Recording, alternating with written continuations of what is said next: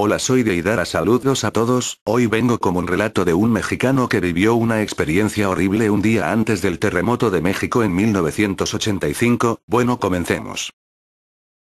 Mi nombre es Raimundo Pérez y quiero relatarles un hecho verídico que me sucedió en 1985 cuando yo tenía 13 años y vivía en el Distrito Federal en México. Un día antes, el 18 de septiembre de 1985 para ser exactos, cayó una lluvia espantosa por la tarde. Yo me encontraba escribiendo en una vieja máquina de escribir Olivetti, haciendo mis tareas de secundaria. Ese día había ido a visitarnos una tía, hermana de mi mamá. Recuerdo que me quedé solo, pues mi familia la acompañó a la parada del bus, y poco después que salieron empezó a llover torrencialmente. Vivíamos en una privada con 3 edificios construidos recientemente. Exactamente en lo que hoy se conoce como Eje 6 Sur esquina con Playa Mirador, en la colonia San Andrés en la Ciudad de México. Tenía prendido el aparato de televisión con el volumen elevado, pero yo seguía realizando mis tareas escolares sin prestarle mucha atención.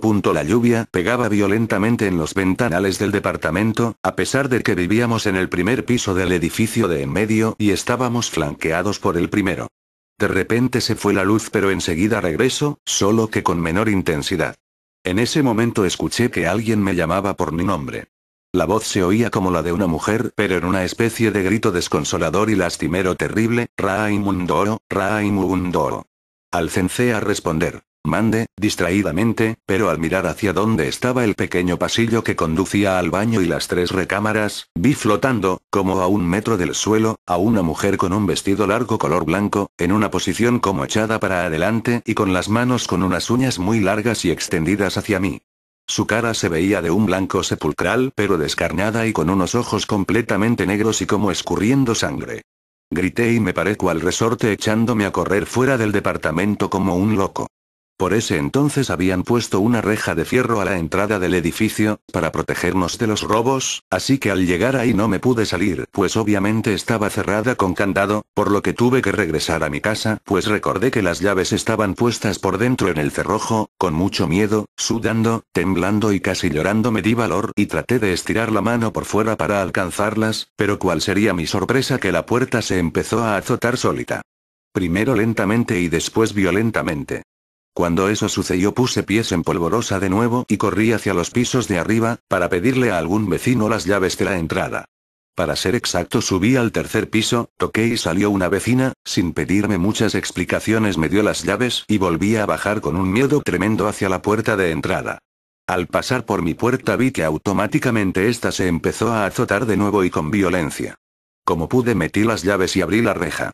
Corrí como desaforado hacia el edificio principal, al 1er piso también, donde vivía un amigo un poco más grande que yo, de nombre Eli, a quien le conté lo sucedido.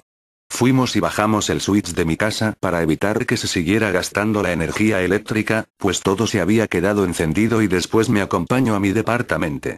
Metió sus manos, sacó las llaves y cerramos la puerta. Nos fuimos a su casa y como 1 hora más tarde llegó mi mamá con mi hermano menor. Le platiqué lo sucedido pero no le dio mucha importancia. Ese día no pude dormir absolutamente nada del miedo y la impresión que tenía. Al otro día me levanté a las 6 de la mañana, me bañé y me fui a la secundaria de gobierno en la que estudiaba en ese entonces, la diurna No. 71 que está en las calles de Playa Revolcadero y uno de los andadores de la colonia militar Marte y que todavía existe. Antes pasé por mi amigo Eli, quien también estudiaba ahí solo que en un grado más alto. Íbamos caminando, hasta eso recuerdo que riéndonos de nuestra reciente aventura, y cuando pasábamos cerca de una papelería que aún existe en la calle de Playa Encantada, Papelería del Sur se llama, de repente me caí al suelo con todo y portafolios y él se empezó a reír a carcajadas. Solo que al momento él también se cayó, y se empezaron a escuchar tronidos y un ruido muy agudo que retumbaba en los oídos. De repente vi que los vidrios de una panadería cercana estallaron hacia afuera en 1000 pedazos de una manera impresionante. Eran como las 7:20 de la mañana y ya había suficiente luz, pero al ocurrir todo esto el día se oscureció de repente. Veíamos pasar perros aullando y corriendo, y no comprendíamos lo que estaba sucediendo. Hasta que mi amigo gritó: «Está temblando, vamos a cubrirnos», y empezó a rezar el Padre Nuestro. Nos guarecimos debajo de la cornisa de una paletería cercana, que recuerdo estaba pintada de verde y aún existe, y vimos cómo se empezó a abrir el pavimento hacia arriba como si fueran unas bocas gigantescas que escupían tierra y concreto hacia el exterior. Estábamos pálidos, muertos de miedo y sudando frío. El tiempo detuvo su marcha y nos pareció eterno. Sentíamos que nunca terminaría. Todo lo que ya relaté seguía sucediéndose inexorablemente. Veíamos gente saliendo a la calle, llorando y gritando. Se escuchaba un extraño murmullo de miedo, desolación y terror. Pero finalmente terminó.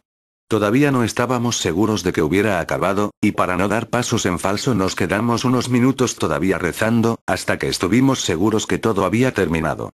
Decidimos regresar a nuestro hogar. Solo habíamos recorrido unas cuantas cuadras, pero al regresar nos asustamos de la cantidad de gente que había en las calles. Vimos algunas bardas derrumbadas, vidrios rotos por todos lados, y mucho desconcierto y desconsuelo. Cuando llegamos al eje 6 sur, vimos que exactamente enfrente de nuestra unidad habitacional el pavimento se había roto impresionantemente. Se hizo un agujero enorme, que cubría la avenida, tiene como 5 carriles, completamente a lo ancho y como en 10 o 15 metros a lo largo. Afuera de nuestro hogar había una cantidad enorme de gente. Vi a lo lejos a mi madre, a mis hermanos y a la familia de mi amigo. Nunca se me olvidará que la mamá de mi amigo Eli, una mujer muy supersticiosa y un poco chiflada, cargaba en sus manos un gran cuadro del Sagrado Corazón de Jesús. Todo mundo lloraba, comentaba con angustia y se notaba mucha tristeza y pesadez en el ambiente. Para no hacerles el relato más largo, les diré que se cayó el edificio de hasta atrás de la unidad donde yo vivía. No se murió nadie de milagro, pero exactamente en el mismo departamento en el cual yo vivía, pero del edificio que se cayó, se quedó atrapada la familia que vivía ahí, compuesta por un matrimonio joven y un bebé hermoso de 1 año. El edificio prácticamente se les vino encima, pues todo el primer y segundo piso se vino abajo. La mamá y el bebé salvaron la vida porque se metieron debajo de la mesa del comedor, y aunque les parezca increíble, soportó lo que se vino encima de piedra y casacajo. El padre quedó tumbado en el piso de lo que era el estacionamiento de abajo pero con el edificio arriba, aunque sin sufrir daños de consideración, solo su pie se quedó atorado entre cascajo, y tuvieron que amputarle un solo dedo para liberarlo. Afortunadamente ahí nadie murió, pero la Ciudad de México, sobre todo en su zona centro, quedó destrozada. Dirán ustedes que qué tiene que ver el relato de terror con el que inicié con lo que pasó ese día, pues no tengo una explicación certera. Podría aventurar una pequeña explicación. La descripción de lo que yo vi ese día coincide con los relatos que ya existen acerca de La Llorona.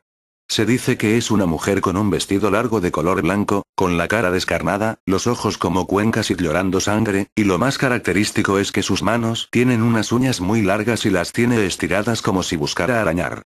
Siempre está flotando con el cuerpo hacia adelante y más o menos a 1 o 1,5 metros del suelo, y sus quejidos son muy lastimeros. Días antes del terremoto en México, se escuchó llorar a La Llorona en varias partes de la ciudad. Su presencia siempre precede a grandes catástrofes y se aparece sobre todo cuando llueve muy fuerte, por aquello de que ahogó a sus hijos en un río. La Llorona se aparece en México desde antes de la llegada de los españoles y en el libro sagrado del Popol Vuh existe una descripción de la misma, y por cierto, ella misma vaticina la conquista española y lo mucho que sufrirían los habitantes del México antiguo. Relatos un poco más recientes datan de la época de la colonia, en la ciudad de Guanajuato, donde se dice que una madre acuchilló en una tina con agua a sus 3 pequeños hijos, víctima del abandono de su esposo. Personalmente creo que en todas las épocas La Llorona se posesiona de alguna mujer con problemas maritales y termina ocurriendo siempre una tragedia.